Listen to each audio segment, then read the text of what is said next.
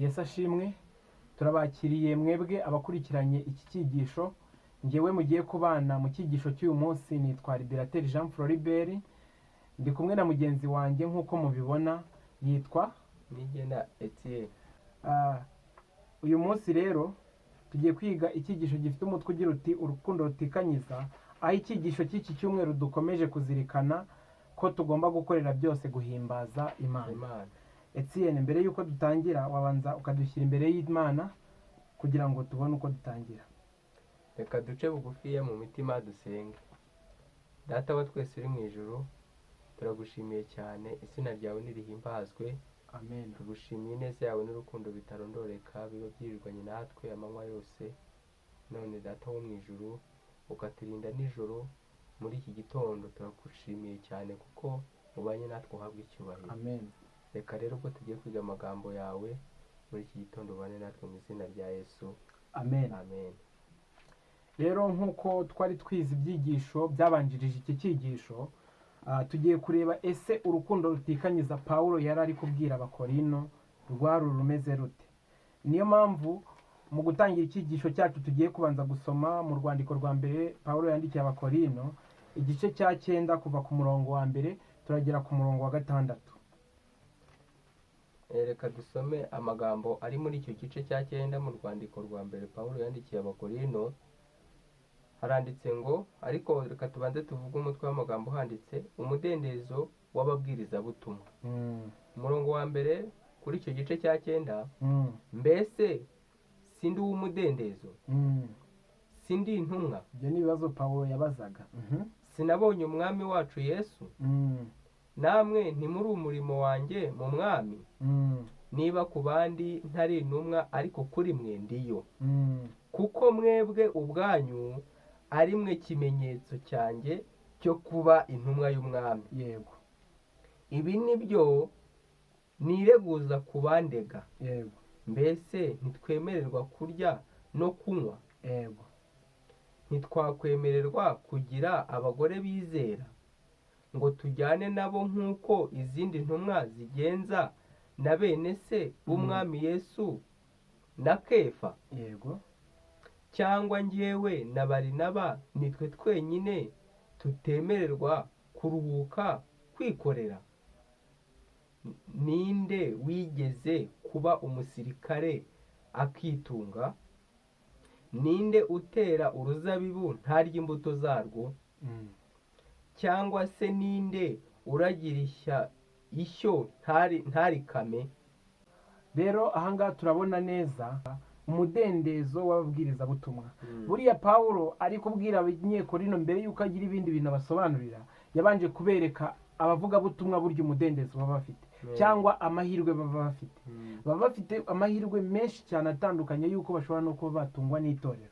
Ariko rero ubwa mbere bisa naho amagambo yo mu rwandiko rwa mbere mu gice cya 9 Pawulo yavuze yasobanuraga ko ari intumwa naho ahurira n'ikiganiro, ariko nta hantu ahurira n'ikiganiro cyabanje cyerekeranye n'ubumenyi buhagije n'urukundo.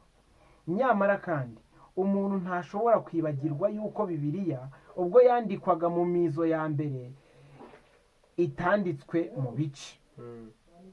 Icyo Pawulo yigisha ahangaha rero mu gice cya 9 nk'uko tubisomye ntabwo gitandukanye n'ibyakurikiyeho.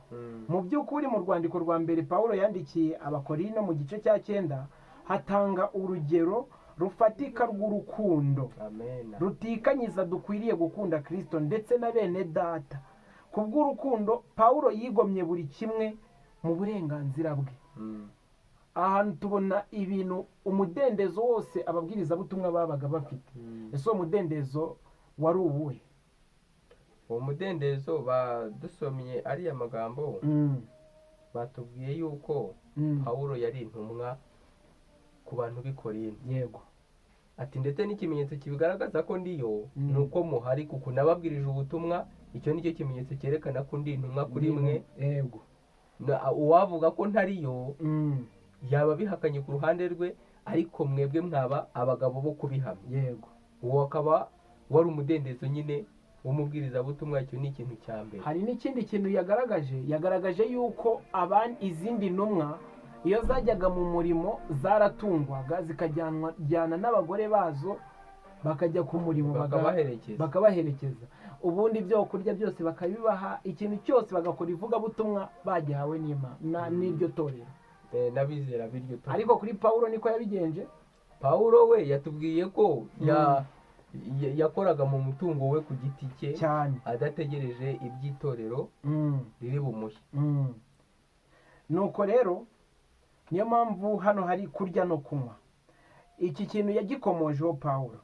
Rero nk'uko twabibonye mu gice cya 9 ku murongo wa 4, hano ibyo kurya n'ibyo kunywa bihagarariye ubufasha bw'amafaranga muri rusange. Bya bindi Pawulo yari ari kuvuga byari bihagarariye amafaranga itorero rishobora kuguha ugiye mu ivugabutumwa.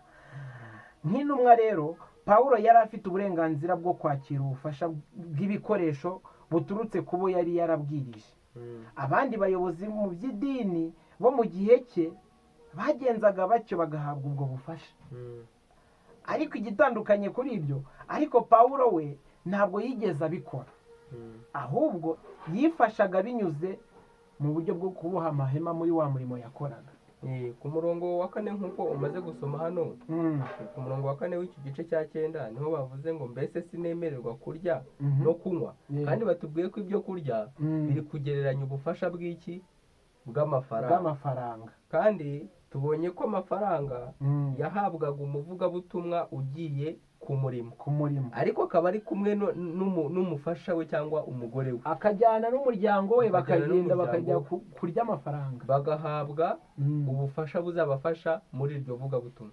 Ariko Pawulo nyine impamvu nawe yari abyemerwa kuko yari umuvugabutumwa, ariko we kuko yirinze, nituza gusoma hasi baratubwira ko we yirinze kugora itorero. Kubw'urukundo yari afite rutikanyiza, yabashije kwirengagiza ibyo byose we agakomeza gukora umwuga umuha amafaranga, ariko n'umurimo w'Imana akawukora cyane rwose. Kugira umugore wizera, intumwa yashyingiwe yari yemerewe kujyana n'umugore wayo mu rugendo rw'ivugabutumwa. Nibyo twahoze tuvuga. Kandi itorero niryo ryagombaga kubishyurira. Urumva ni inshingano z'itorero kwishyurira abo bantu bagiye abavugabutumwa bagiye ivugabutumwa.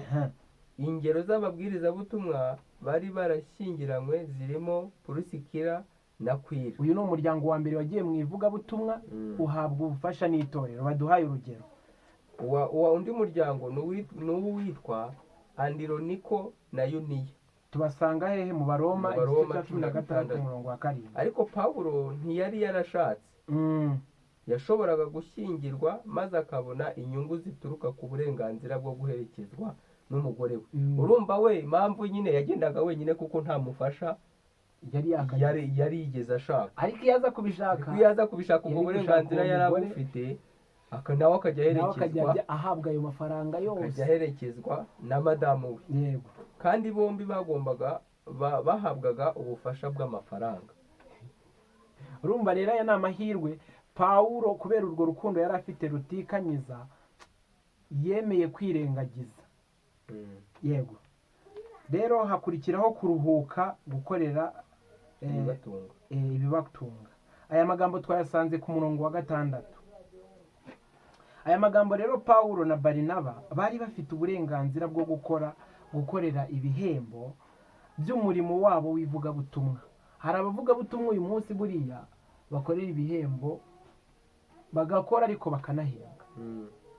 Na Pawulo na Barinaba ibi bintu bari babishoboye kuba babikora bagahembwa. Iyi mpamvu nyine bagomba guhabwa ibyo bihembo, urumva nyine baba bitangiye umurimo.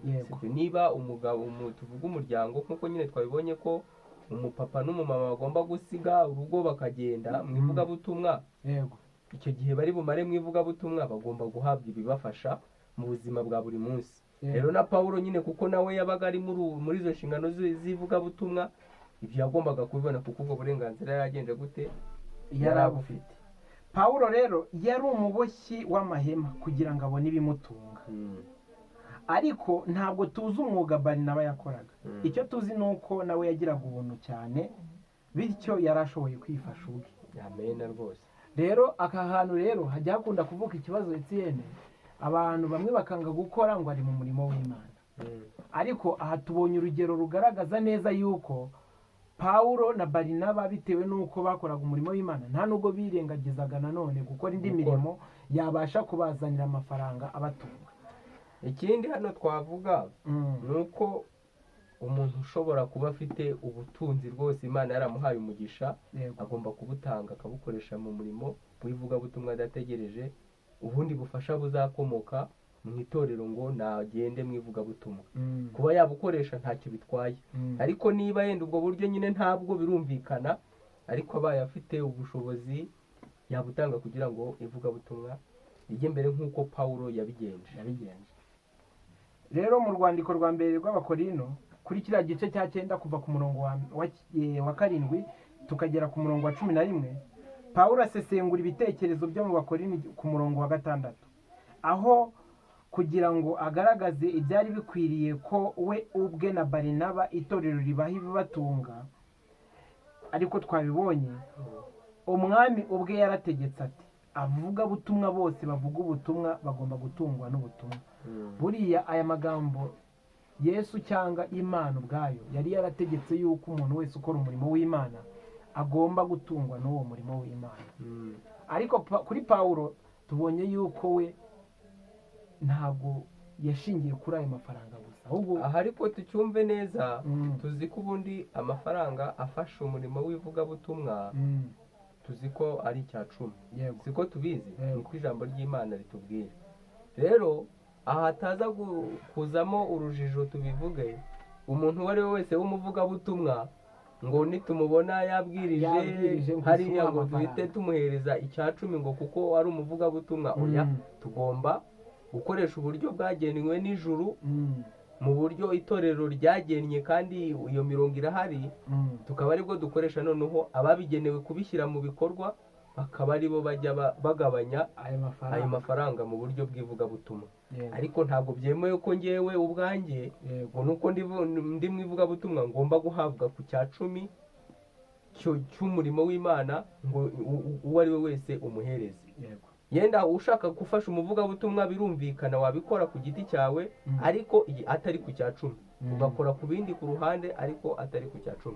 Numva aho rero twasoreza hano kuri iyi ngingo y'uyu munsi, urukundo rutikanyiza. Natwe turasabwa turararikirwa kugira urukundo rutikanyiza nk'uko Pawulo yari ari rwose, bikaba biri muri twebwe nk'abantu bitegura ubwami bw'Imana. Reka wenda nsome aya magambo makeya gusa twite dusoza.